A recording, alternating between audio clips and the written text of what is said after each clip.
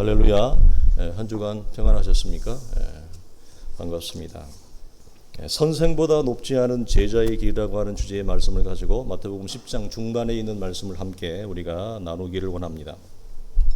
오늘 말씀의 목적은, 본문의 목적은 명확합니다. 이 땅에서 복음을 전하는 제자라면, 그러니까 제자로 부름을 받았는데 간접적이든 직접적이든 어떤 형태로든지 복음을 전하게 되어 있다 그랬습니다. 우리는 그 복음을 제자라면 어려움이라고 하는 것이 이미 예견되어 있다라고 성경은 얘기합니다. 지난주 지난 우리 공의 나누면서 나누는 건 뭐냐면 우리 시대의 기독교, 우리 시대의 복음에는 이 부분이 빠져 있어요. 그래서 예수 믿는 것을 대단히 오해하고 착각해요. 어떻게? 이 땅에서 예수라고 하는, 기독교라고 하는 이런 걸 동원하여 내가 어떻게든지 잘 되고 내 자녀가 잘 되는 삶, 그것이 기독교로 오해되어져 있는 것이 한국 교회 안에 뿌리가 깊어요. 그래서 이런 내용의 말씀은 잘 못 받아요. 사람들이 별로 듣고 싶지도 않고. 그러나 성경은 분명히 이 부분을 얘기합니다. 로마서 8장에 뭐라고 얘기합니까? 너희가 하나님의 자녀의 영광을 얻기 위해서는 고난도 동일하게 겸하여 받아야 하느니라. 그러니까 고난 없는 영광이 없거든요. 우리는 고난은 쭉 빼버리고 유익함만 빼먹으려고 하는 그 약삭바른 기독교가 되어졌어요. 그래서 사람들이, 예수 안 믿는 사람들이 예수 믿는 사람들을 싫어하는 거예요.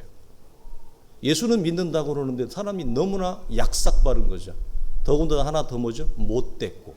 그러니까 전도가 되어질 수가 없는 거예요. 그래서 오늘 이 내용에서도 우리가 마찬가지예요. 복음을 전하는 제자라면 어려움이 이미 예견되어 있다고 성경은 얘기하고, 주님은 이미 좁은 길과 넓은 길을 얘기하면서 이 믿음의 길이 넓지 않은 좁은 길이라고 하는 것을 이미 말씀하셨는데도 불구하고 우리는 그것을 쏙 빼먹어 버린다는 거예요. 그래서 주님의 목적은 뭐냐? 그러니 우리 보고 얘들아 놀라지 말라는 것입니다. 우리 보고 두려워하지도 말라는 것입니다.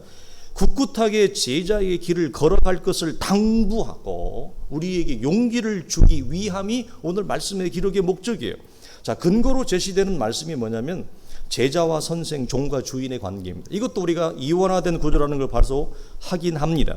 자, 고대 세계일수록 랍비와 제자의 관계는 지금처럼 단순히 이렇게 PTV 수강료를 내고 무엇을 배우는 정도가 절대 아닙니다. 생각할 수도 없죠. 철저히 주종의 관계요, 철저히 하나의 관계입니다. 스승이 걸어가는 길을 함께 걸어가는 것은 배움을 받는 제자의 도였습니다. 제자의 도리였다 이 말입니다.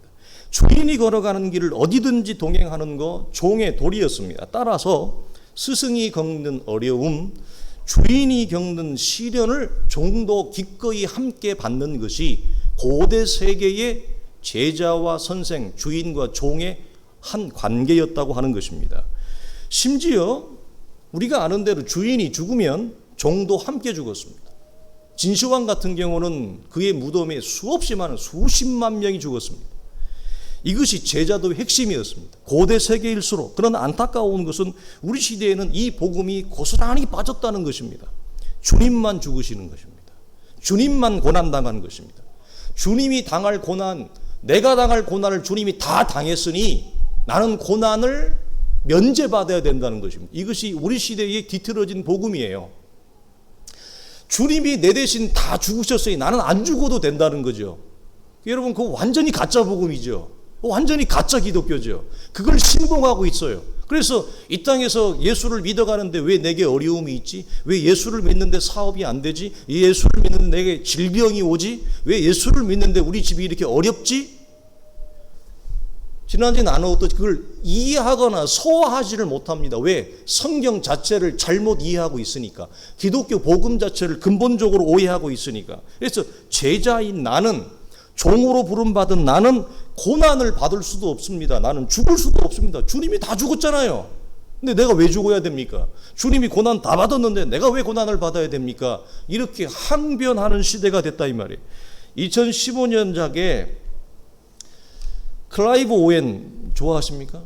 저는 좋아하는데, 모건 프리먼은 여러분 다 좋아할 것이고, 제7기사단이라는 영화가 있어요. 이 두 사람이 주인공인데 한국의 국민 배우 안성기 씨가 여기에 조연으로도 나왔죠. 이 모건 프리먼이라고 하는 이 영주가 아주 황제에 대해서 신념과 의로움을 가지고 있습니다. 굽히지 않습니다. 그런데 황제의 신하들이 부정을 청탁하고 뇌물을 요구하는데 모건 프리먼이 자기가 걸어왔던 신념과 의 때문에 그걸 받아들이지 않습니다. 그래서 누명을 받고 죽습니다. 그런데 자기의 가족들을, 자기의 신하들을 지키기 위해서 혼자 대신 죽어요. 이 영주가. 이걸 바라본 밑에 있는 저 기사의 대장이 자기 주인의 신념과 의로움 그리고 흩어진 명예를 지켜주기 위해서 그를 따르던 전 기사단이 모건 프리먼과 함께 운명을 같이 합니다. 이게 뭘 의미하냐면 이게 중세 때 영화거든요. 중세 때까지만 해도 종과 주인, 스승과 제자는 운명 공동체였습니다. 지금과 같은 개념이 전혀 아니었다라고 하는 것입니다. 이것이 제자도의 첫 번째 핵심입니다. 제자와 스승의 관계. 그러므로 제자는 결코 스승보다, 주인보다 결코 나은 대우를 받을 수 없었습니다. 그리고 결코 높을 수 없었습니다. 뿐만 아니라 거절과 박해의 차원에서도 동일했습니다. 그래서 요한복음 15장에 주님이 이렇게 말씀하죠. 내가 너희에게 종이 주인보다 더 크지 못하다 한 말을 뭐하라? 기억하라 그랬습니다. 사람들이 나를 박해하였은즉 너희도 박해할 것이요 내 말을 지켰은즉 너희 말도 지킬 것이라. 우리는 여기 두 가지를 보는데 첫 번째 이겁니다. 얘들아, 너희가 나와 똑같은, 적어도 똑같은 취급을 받을 것이다. 그러니까 더 나은 대우와 처우를 기대하지 말라. 이걸 기억해 이 말이고, 두 번째는 뭐냐면 너희가 복음을 전할 때 내가 시대로부터 들었던 말을 너희가 그대로 들을 것이다. 내가 세상으로부터 들었던 비난, 말의 비난, 말의 공격, 말의 거절을 너희도 동일하게 들을 것이다 그랬어요. 우리는 이런 건 다 싹 빼먹어요. 예수를 믿는데 이런 것들은 없어요. 내 신앙의 요소에, 자원에, 재료에 없어요. 주님은 이것을 똑똑히 기억하라 그랬는데 우리는 전혀 기억하고 있지 않아요. 내가 받은 취급을 너희도 그대로 받을 것이고 내가 들었던 말의 비난과 공격과 거절을 너희도 받을 것이다. 그러나 우리는 이걸 거절하거나 회피하는 사람들이 많습니다. 그러니 주인보다 더 나은 대우를 기대할 수 없는데 우리 시대의 기독교는 어떻게 구부러졌어요? 예수를 믿는데 어떻게 구부러졌어요? 주인보다 더 나은 대우를 기대하면서 그것을 보상 심리로 가지면서 예수를 믿잖아요. 그렇게 따라가잖아요. 그래서 하나님이 왜 우리 가운데 삶의 역경과 질고를 허락하시느냐? 그 이유 중에 하나가 뭐냐면 이 우리 안에 잘못된 복음에 대한 기대, 잘못된 보상 심리를 주님이 쥐어짜내는 거예요. 탈탈탈 털어내는 거예요. 그런 거 없다. 주님이. 그래서 우리 삶에 어려움이 있고 그 어려움을 통해 우리는 하나님과의 새로운 관계의 지평과 신앙에 눈을 떠서 내가 믿고 있는 복음이 무엇인지를 다시금 점검하게 하시는 겁니다. 그래서 우리의 삶의 각양의 형태에 어려움이 존재하는 것입니다. 자, 은과 금은 내게 없거니와 내게 있는 것으로 내게 주노니 나사렛 예수 그리스도의 이름으로 걸어라 했는데 은과 금이 너무 많은 기독교가 되었습니다. 그래서 내 안에 예수가 아니라 은과 금을 쌓아놓는 기독교, 내놓을 수 있는 것이 예수가 아니에요. 우리의 입을 열어 은과 금은 없거니와 나사렛 예수가 아니라 이걸 외칠 수 있는 자가 갈수록 적어져 가요. 다른 것들이 내 안에 너무 많이 쌓여 있어서 내 집은 만민이 기도하는 집이라 일컬음을 받으려 했건만 너희가 강도의 구려를 만들었다. 분노하신 주님이 이 시대를 향하여, 이 시대의 교회를 향하여서는 여러분 뭐라고 말씀할까요? 은과 금을 쌓아가는 이 시대의 기독교, 은과 금을 쌓아가는 개인의 성전된 교회인 우리를 향해 주님이 뭐라고 말씀하실까? 우리는 냉철하게 돌아보지 않을 수 없습니다. 자, 죄인이 의인 되어져 가는 것. 우리 이걸 이렇게 오늘은 좀 표현해 봐요. 죄인이 의인화 되어져 가는 과정 중에 피할 수 없는 것이 있다고 그랬습니다. 그것이 우리가 나누는 고난입니다. 그것도 복음으로 인하여 일어나는 고난, 그 고난에 참여하는 것입니다. 빌립보서 1장을 보면 이렇게 얘기합니다. 그리스도를 위하여 너에게 은혜를 주신 것은 다만 그를 믿을 뿐 아니라 또 그를 위하여 무엇도 고난도 받게 하려 하심이라. 너희에게도 그와 같은 싸움이 있나니 그랬어요. 오늘 우리는 이 싸움을 안 해요. 복음을 위한 싸움을 안 해요. 그냥 믿기만 해요. 믿는데요. 근데 믿는데 복음과 함께 살아가는 복음을 위한 싸움은 전혀 안 해요. 이 우리 시대의 기독교에 그래서 힘이 없어요. 이게 가난한 건데, 이게 영적으로 정말 가난한 건데 이 싸움을 못하고요. 또 하나 뭐라, 내가 그리스도와 그 부활의 권능과 그 고난에 참여함을 바울은 뭐예요? 알고자 하여. 우리는 왜 기도해요? 그러면 고난을 면제하기 위해서 기도한대요. 왜 금식해요? 그러면 고난을 피하기 위해서 금식한대요. 그런 금식과 기도가 어디 있어요? 바울은 뭐라고 얘기하냐면 그 고난에 참여함을 알고자 하여. 여러분 물어보겠습니다. 우리가 그리스도의 고난을 알고자 하는 마음이 열망이 있습니까? 우리는 신앙이 성장하고자 하는 열망은 좋은 것입니다. 그럼 오늘 제가 여러분들에게 좋은 해답을 제시하는데, 여러분의 신앙이 성장하고 싶다, 여러분의 신앙이 장성하고 싶다, 그거에 성경이 제시하는 건 뭐냐면 그리스도의 고난에 참여하여 그의 고난이 무엇인지를 알고자 하는 마음의 열망을 부으십시오. 성경은 고난에 참여함을 알고자 하여 그의 죽으심을 본받아 어떻게 해서든지 죽은 자 가운데서 부활에 이르려 한다 그랬습니다. 자, 무슨 말이냐면 이런 것입니다. 설명을 드립니다. 우리는 복음을 받아들이는 순간 원리적으로 우리는 이미 의인이 되었다 그랬습니다. 하나님의 시선에서는 우리가 이미 완성이에요. 신부는 거룩한 자녀라 칭할 수 있는 자녀가 되었지만 우리의 내용과 수준은 전혀 그렇지 못합니다. 우리가 예수를 믿어본 지 이제 적어도 수십 년이 되었습니다. 그래서 우리는 하나님 앞에서 우리는 변함없는, 부인할 수 없는, 움직일 수 없는 하나님의 자녀요, 의인이요. 하나님의 시선은 우리는 이미 구원이 완성됐어요. 그래서 에베소서는 우리가 이미 하나님의 나라에 안치운 자가 되었다 그랬습니다. 우리가 땅에 있는데 주님의 시선에서는 우리가 이미 하나님의 품에 있는 존재예요. 그러니까 구원이 완성됐다는 거예요. 그분의 품에서는. 그러나 우리가 그리스도를 따라가는, 의인화 되어져가는 이 과정과 현실에서는 전혀 그렇지 못합니다. 그래서 복음에 동참하는 고난을 알고자 하여 그렇게 말씀하는 겁니다.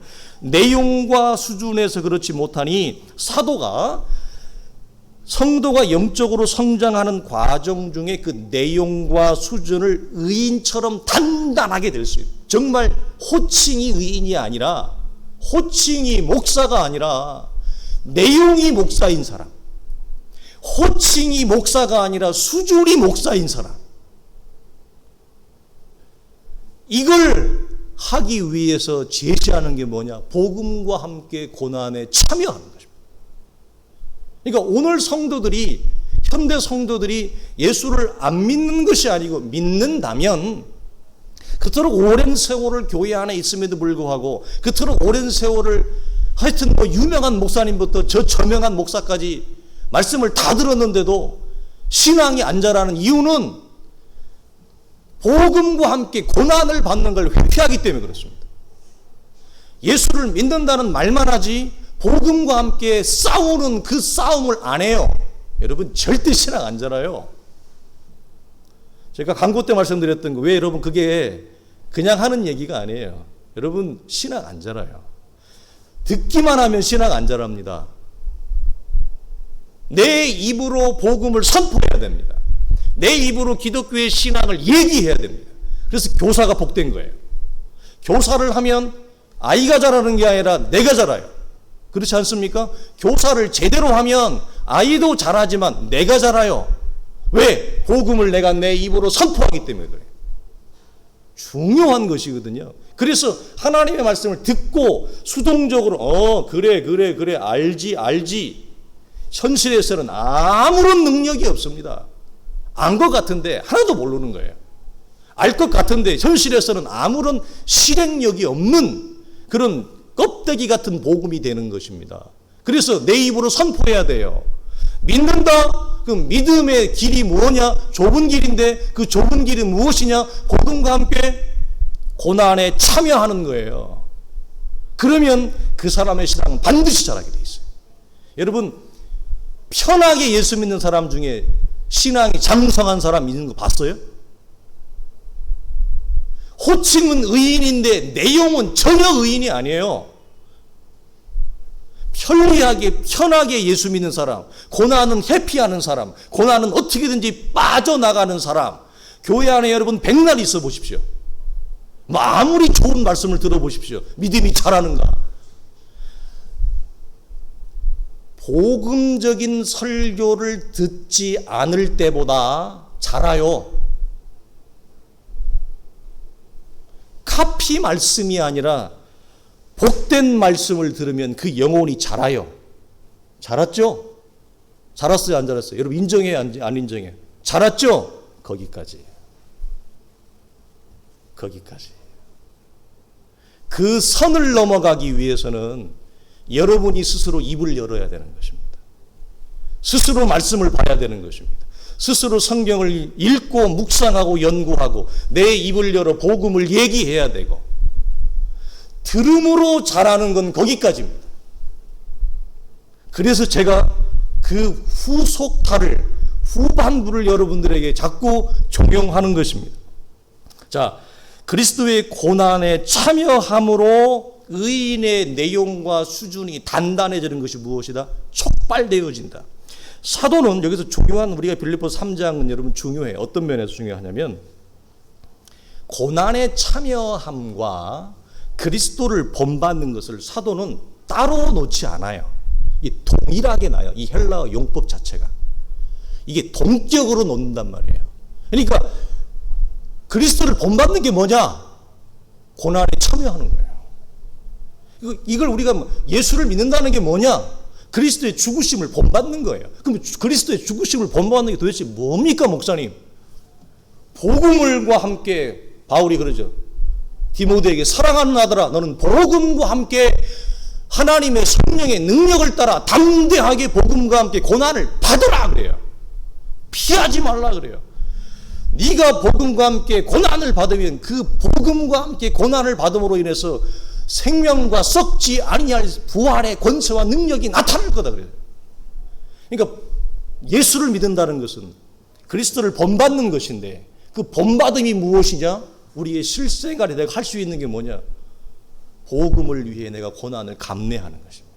그러니까 이런 신앙과 예수는 믿는다고 얘기는 하는데 싹싹 견줄 수가 없어요. 견줄 수 없는 내용과 수준이 되는 것입니다. 그래서 여러분, 성도가 현실적인 차원에서 죽으심을 본받을 수 있는 유일한 길을 성경이 제안하는 것입니다. 제시하는 겁니다. 그건 복음과 함께 고난을 동참하는 겁니다. 여러분, 대체로 이래요. 우리 현실이 뭐냐면 대체로 그리스도의 죽으심이라고 하는 것은 피상적인 지식에 불과한 사람들이 많습니다. 예수를 믿는다고 고백을 했기 때문에, 교회 안에 오래 있었기 때문에 그리스도의 죽으심, 십자가의 죽으심은 교과서적인 이론과 지식에 그치는 사람들. 그래서 이성적인 교리적인 동의는 가지나 무엇이 없어요. 삶에 아무런 지각 변동이 없어요. 그리스도의 죽으심을 피상적인 이론적인 교과서적인 지식과 정보와 교리로 알고 그치는 사람들의 공통적인 특징은 뭐냐면 삶의 후속타가 하나도 없다는 거예요. 자기는 안 돼요. 믿는데요. 그러면 네 삶은 어떠니? 그러면 삶은 아무런 지각 변동이 없어요. 삶 자체가 요지부동이에요. 그건 아는 거예요?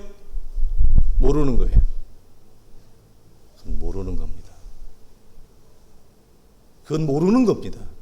그리스도의 죽으심을 절대 모르는 겁니다. 그리스도의 죽으심이 열어진 사람은 삶 자체가 통째로 바뀝니다. 이게 복음의 권세와 능력이에요. 그래서 바울이 내가 복음을 부끄러워하지 아니한다 그랬어요. 복음은 모든 믿는 자에게 구원을 주시는 하나님의 능력이라 그런 거지. 믿는데 안 돼. 교리적으로도 다 빠삭하게 암송하고 있대. 근데 네 삶은 요지부동 모르는 거예요. 그걸 안다고 착각해서는 곤란합니다. 그래서 오늘 사도는 실천적인 차원에서 그리스도의 죽음을 우리가 알 수 있는 길을 제시하는데 그것은 뭐죠? 복음과 함께 고난받는 것을 회피하지 말라. 복음과 함께 고난을 기꺼이 받으라. 그럴 때 그리스도의 죽으심이 열어지는 여러분 은혜가 주어져요. 여러분 이 길을 가보십시오. 복음과 함께 여러분 고난을 받아보십시오. 고난에 동참해 보십시오. 제가 드린 이 말씀이 여러분 속에 그대로 선물처럼 찾아올 것입니다. 그리스도의 죽음이 열어지는 은혜가 주어진다니까. 회피하는 사람은 그리스도의 죽음을 지식적으로만 알고 있어요. 절대 그리스도의 죽음이 자신의 삶의 실천적인 실제적인 경험의 세계에서 눈이 열어지는 축복은 절대 주어지지 않습니다. 복음과 함께 고난받는 이유가 무엇입니까? 우리가 왜 복음과 고난받습니까? 생명을 살리기 위함입니다. 생명 살리기 위해서 여러분 복음과 함께 고난을 받는 거예요. 우리가 다른 것 때문에 그러는 게 아니에요. 구원 밖에 있는 자들을 구원시키기 위해서, 살려내기 위해서 우리가 이 일을 하는 것입니다. 여러분 물어보겠습니다. 주님은 왜 십자가에서 여러분 죽으셨습니까?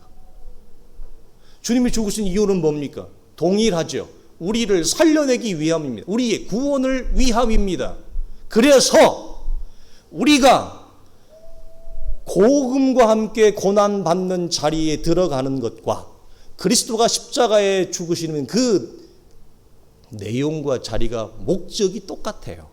그래서 복음과 함께 고난을 받고 그 고난 속에 들어가는 자는 자연히 무엇을 여러분 대면할 수밖에 없어요.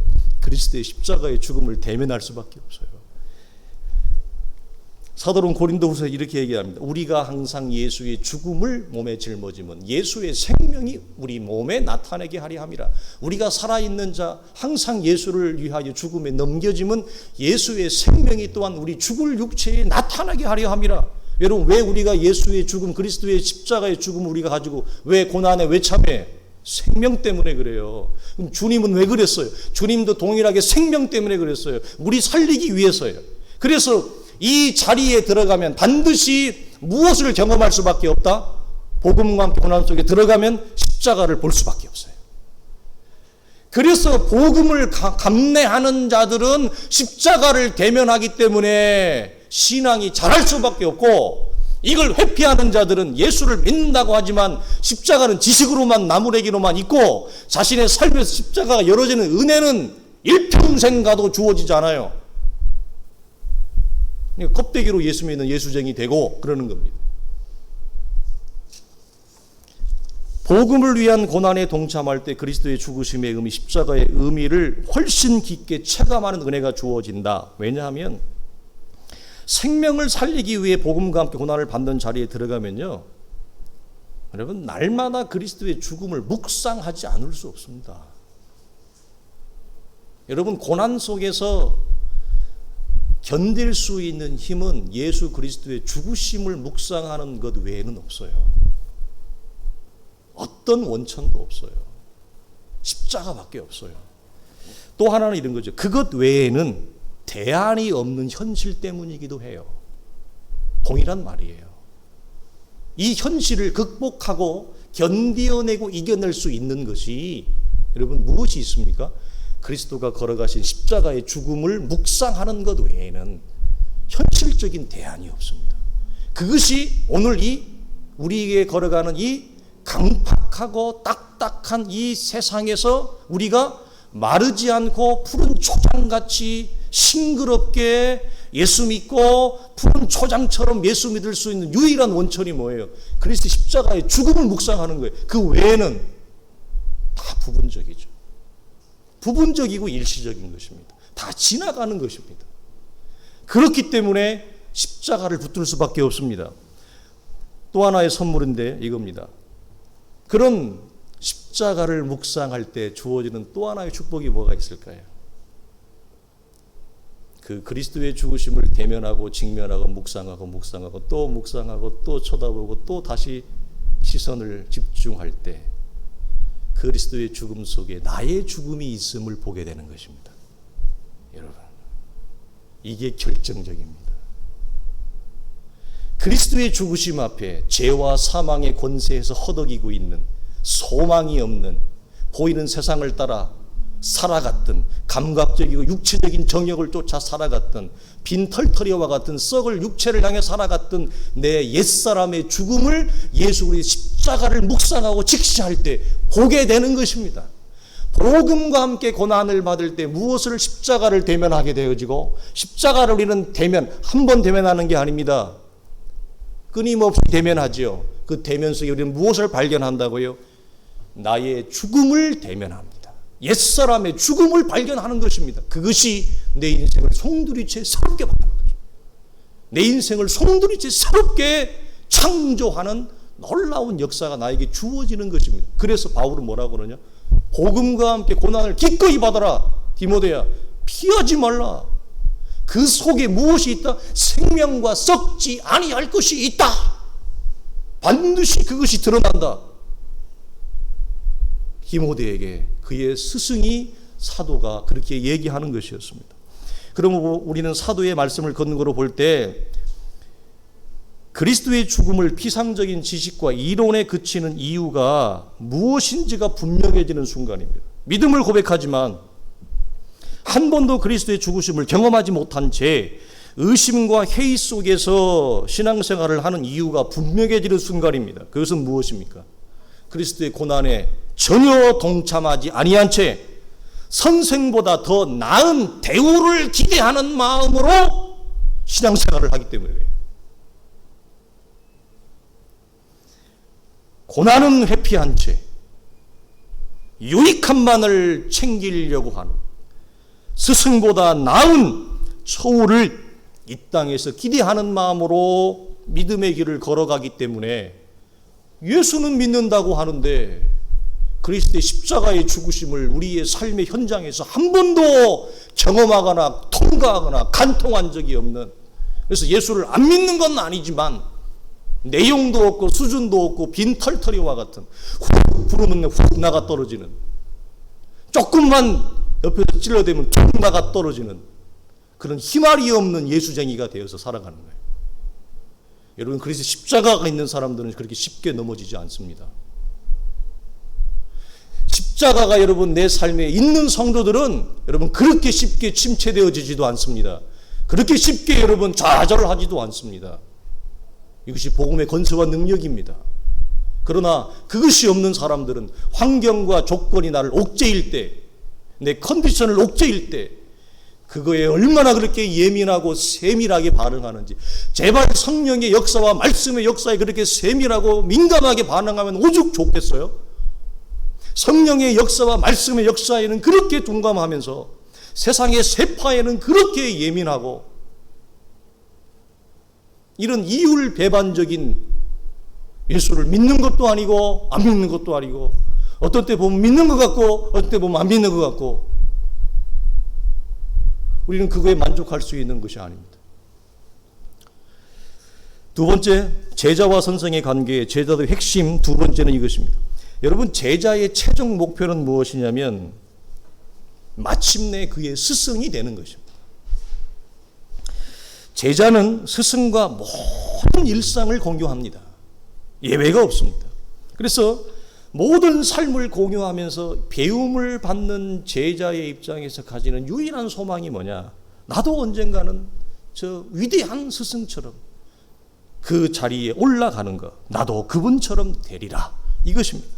여러분, 제자가 스승을 닮아가는 것은 자연스러운 이치이고 자녀가 부모를 닮아가는 것도 자연스러운 이치입니다. 그렇다면 하나님의 자녀인 우리가 그리스도의 형상을 닮아가는 것은 이 또한 자연스러운 것입니다.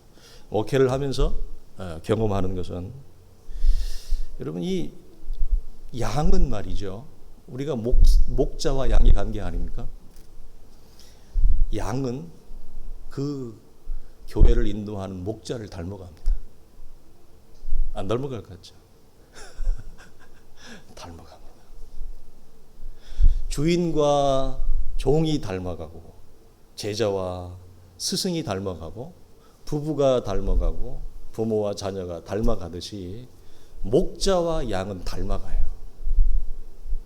이걸 통해 확인해요. 참 양인 것을.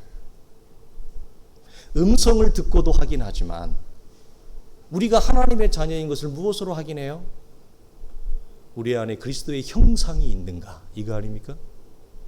내 주 예수, 너희 안에 이 마음을 품으라. 그리스도 예수의 마음이니? 그리스도의 마음과 형상이 우리 안에 있는가를 보는 거죠. 그럼 우리는 부인할 수 없는 하나님의 자녀가 아닙니까? 여러분, 이것을 다른 말로 우리는 동질화 그럽니다. 그리고 우리가 이걸 또 다른 용어로 하면 그리스도화 되어져 가는 것입니다.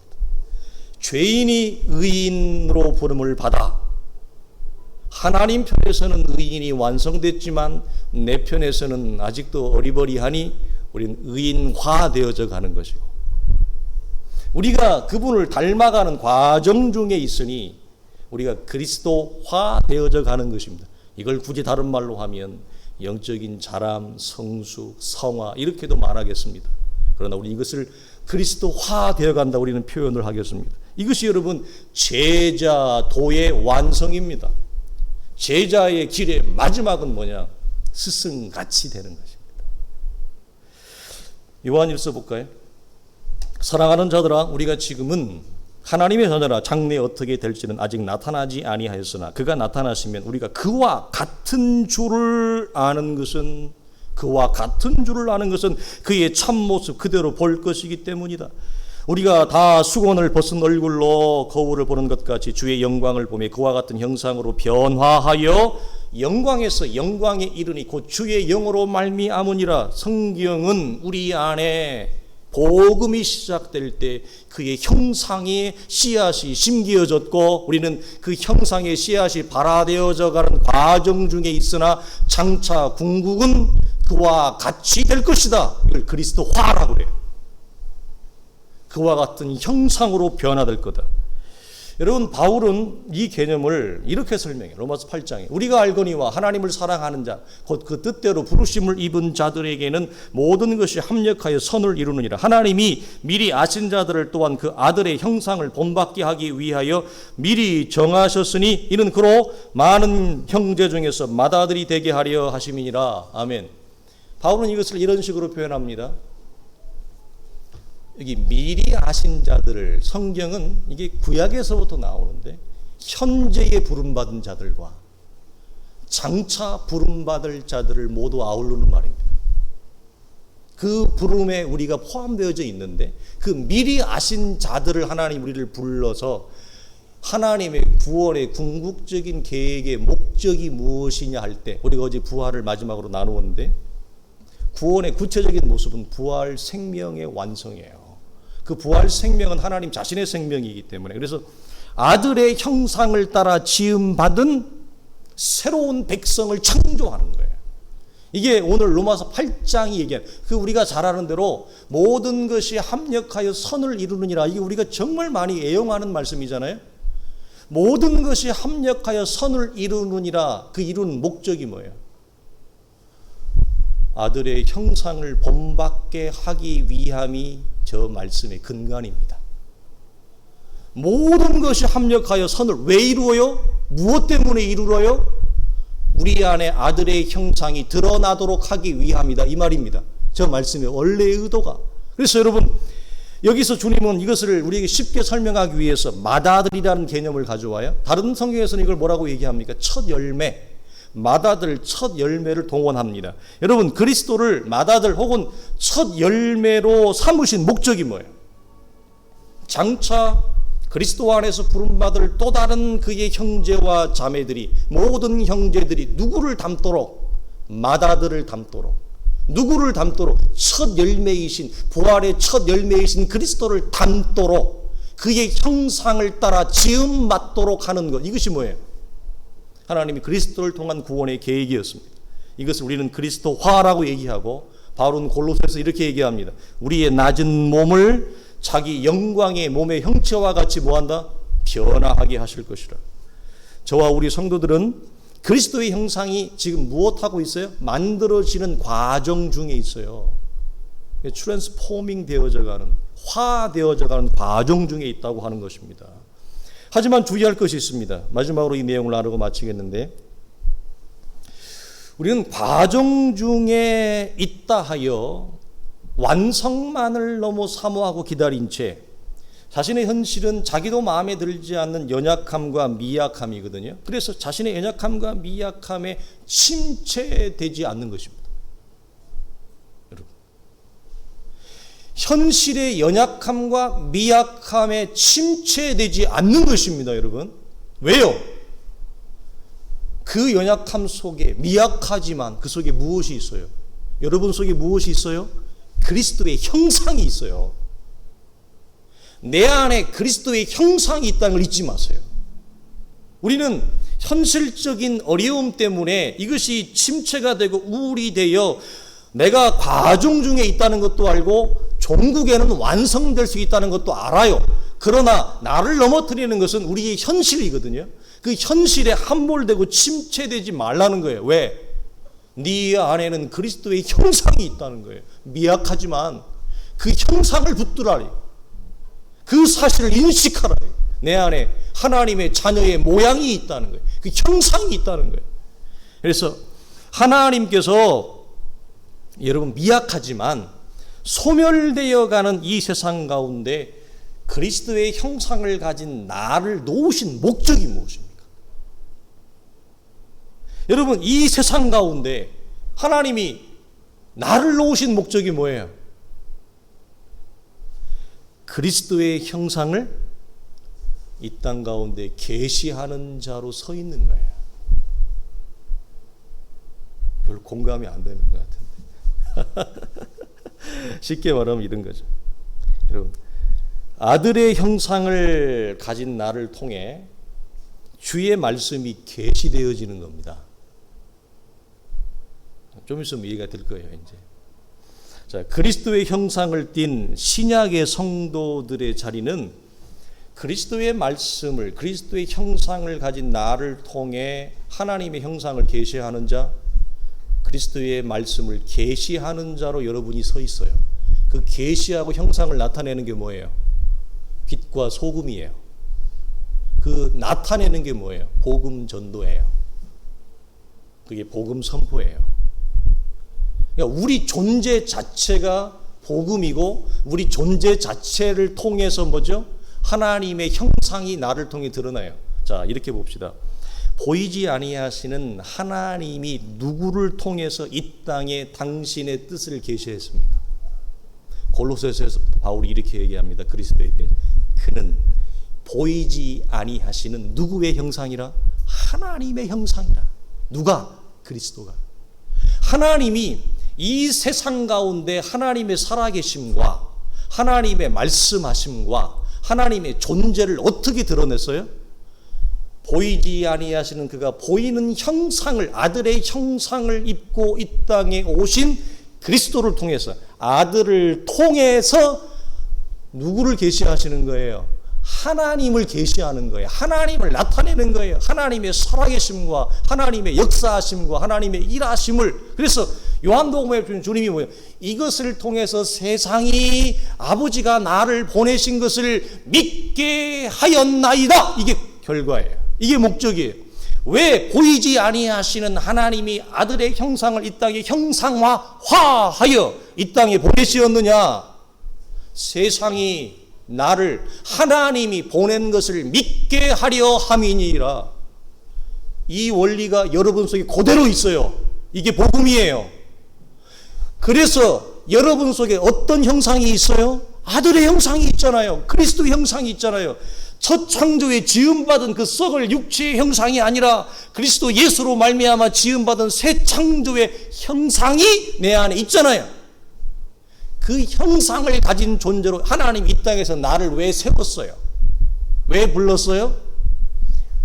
보이지 아니하시는 하나님이 그 아들을 통해 하나님의 존재와 계시와 소리와 뜻을 이 땅 가운데 계시하여 하나님을 알게 하는 것처럼 여러분의 삶을 통해, 우리의 삶을 통해 하나님이 뭐죠? 하나님을 모르는 자들을, 구원 밖에 있는 자들을, 믿지 아니하는 자들을 내 안에 있는 그리스도의 형상이 그들 속에 계시되어 그들 또한 생명을 얻게 하기 위함이에요.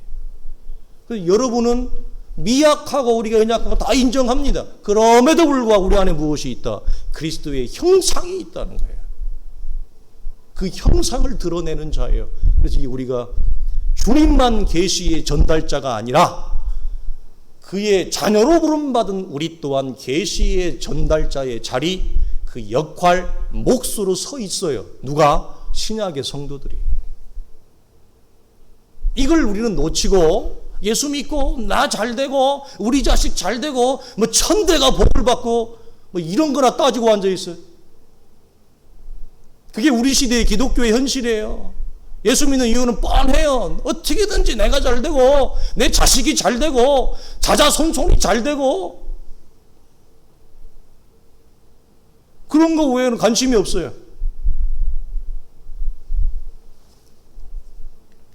요한복음 14장 이렇게 얘기해요. 내가 아버지 안에 거하고 아버지는 내 안에 계신 것을 너희가 믿지 아니하느냐? 내가 너에게 이르는 말은 스스로 하는 것이 아니라 아버지께서 내 안에 계셔서 그의 일을 하시는 거라. 내가 내 말을 하는 것이 아니라 내 안에 있는 아버지의 말을 하시는 거라. 주님이.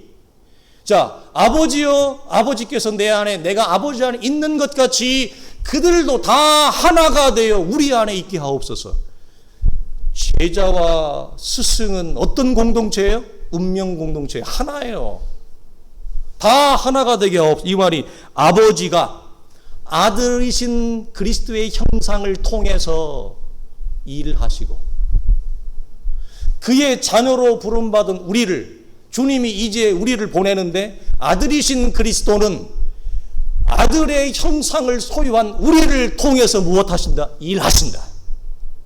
아버지는 그리스도의 형상을 통해 계시하시고 말씀하시고 일하시고 역사하시고 세상을 구원하고 살리시고 그 아들의 형상을 가진 우리를 통해서는 누가? 그리스도가 우리를 보내어 그리스도의 형상을 가진 우리를 통해 하나님의 뜻과 계시와 역사를 일으켜 동일한 구원의 자리에 우리를 불러 모으시는 것입니다.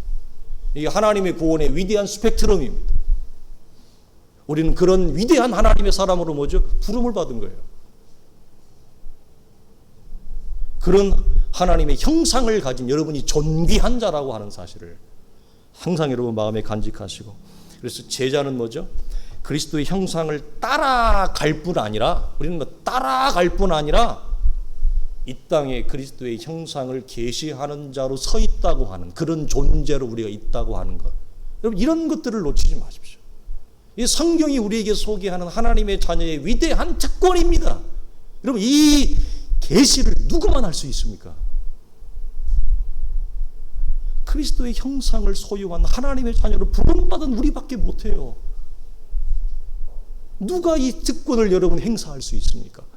이 놀라운 하늘의 특권을 받았음에도 불구하고 형상을 계시하는 자로 살지 아니하고 어떻게 하든지 기독교의 이름을 동원해서 자기 유익만을 도모하려고 하는 이 시대의 얄팍한 기독교 속에서 우리라도 성경적 균형을 잡고 소수라도 주님 바로 믿고 가야 되잖아요. 여러분 우리가 마태복음 나누지만 마태복음 7장 25장 가서 보면 그날에 오해된 구원을 받은 자들이 수두룩백박해요. 오해된 구원의 자리에 있는 사람들이 수두룩박박하다고요. 성경이 그걸 왜 보이겠어요? 우리가 영적으로 정신을 바짝 차려야 된다. 이제 찬바람도 부니까 기분 좋은 날이 왔으니까 사랑하는 성도들이 이 사실을 놓지 않기를 주의 이름으로 축원합니다.